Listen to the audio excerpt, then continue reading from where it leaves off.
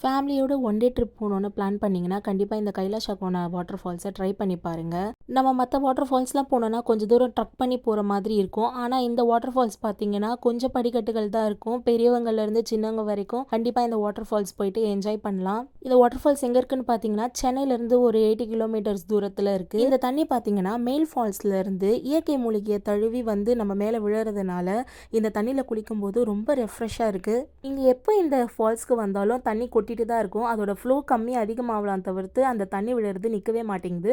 365 நாளும் இங்கே தண்ணி கொட்டுதுன்னு சொல்கிறாங்க.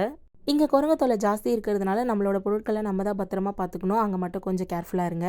இந்த ஃபால்ஸில் குளிச்சுட்டு பக்கத்துலேயே பார்த்தீங்கன்னா கைலாசநாதர் இருப்பார். அவரையும் போயிட்டு நீங்கள் ஒரு தரிசனம் பண்ணிக்கலாம். இவர் வந்து 3000 வருஷம் பழமையான சிவலிங்கம்னு சொல்கிறாங்க.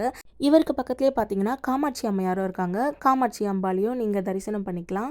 இங்கே பாத்ரூம் வசதியும் இருக்குது, நல்ல பார்க்கிங்கும் இருக்குது. இங்கே உள்ளே வர்றதுக்கு பர் ஹெட்டுக்கு 30 ரூபீஸ் சார்ஜ் பண்ணுறாங்க. ஒரே ஒரு ரெக்வஸ்ட்டு, இங்கே வந்து பாட்டில்ஸ்லாம் யூஸ் பண்ணுறீங்கன்னா அதை தயவு செஞ்சு குப்பை தொட்டியில் போடுங்க. ஏன்னா நம்மளோட இயற்கையை நம்ம தான் பாதுகாக்கணும். கோனே ஃபால்ஸில் குளிச்சு முடிச்சுட்டு வரும்போதே வர வழியில் நாங்கள் இன்னொரு கோயிலுக்கு போனோம். அந்த கோயிலை பற்றி நான் நெக்ஸ்ட் வீடியோவில் ஷேர் பண்ணுறேன். Stay tune. பாய்.